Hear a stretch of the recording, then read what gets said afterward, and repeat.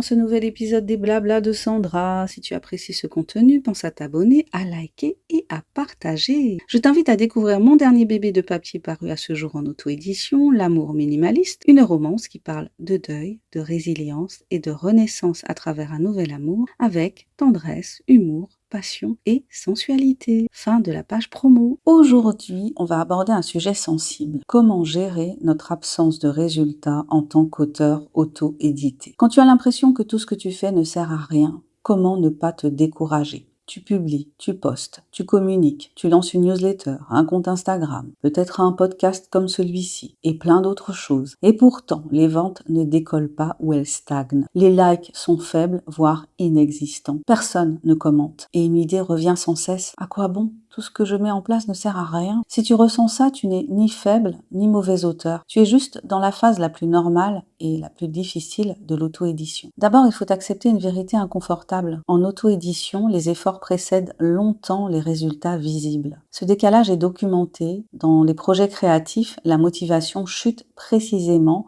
quand l'investissement augmente, mais que les retours tardent à arriver. C'est ce que l'on appelle un délai de gratification. Autrement dit, ton cerveau s'attend à une récompense rapide que le système ne fournit pas. Le problème n'est donc pas que tes actions ne servent à rien, le problème c'est que leurs effets sont invisibles pendant longtemps. Ce que tu ne vois pas mais qui existe. Quand tu communiques régulièrement, même sans résultats immédiats, tu entraînes l'algorithme, tu construis une trace numérique, tu deviens reconnaissable, tu rassures un futur lecteur qui ne t'a pas encore découvert. La plupart des ventes ne viennent pas d'un post, mais d'une accumulation silencieuse. Beaucoup d'auteurs arrêtent juste avant que cette accumulation ne devienne visible. Alors il est important de changer la mauvaise question que tu te poses contre de bonnes questions. La question qui épuise est: est-ce que ça marche? La question qui sauve est: est-ce que c'est cohérent? Pose-toi plutôt ces questions factuelles. Est-ce que je répète des actions claires? Est-ce que je parle toujours du même livre, du même univers? Est-ce que ce que je fais est soutenable émotionnellement? Si la réponse est oui, alors tu es sur la bonne trajectoire, même sans chiffres. Comment réduire concrètement ton découragement? Je te propose 3 leviers simples, vérifiables, sans bullshit. Premièrement, mesure moins mais mieux. Regarder les ventes tous les jours augmente l'anxiété sans améliorer les résultats. Et je sais qu'on a du mal à ne pas aller faire un tour sur sa page de vente. Mais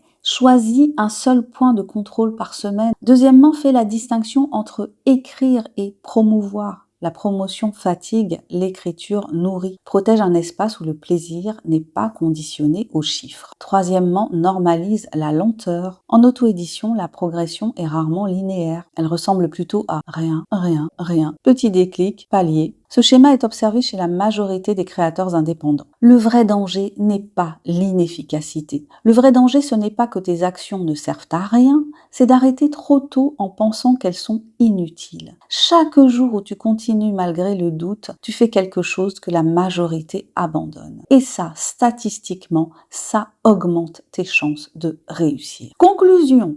Si aujourd'hui tu as l'impression de parler dans le vide, ce n'est pas un signe d'échec, c'est souvent le signe que tu es encore en train de construire. Continue, ajuste, allège si nécessaire, mais ne conclue pas trop vite que tout est inutile. Parce que dans l'auto-édition, ce qui fonctionne le mieux met souvent du temps à se voir. Merci d'avoir écouté cet épisode des Blabla de Sandra. Si tu as aimé cette réflexion, n'hésite pas à partager ce podcast et à me dire quel est ton point de vue sur la question. Je te dis à très bientôt pour un nouvel épisode des Blabla de Sandra. Allez, abonne-toi, commente si tu l'oses, like et partage. Et pense à découvrir mon dernier bébé de papier paru à ce jour, L'amour minimaliste, une romance qui parle de deuil, de résilience et de renaissance à travers un nouvel amour avec tendresse, humour, passion et sensualité.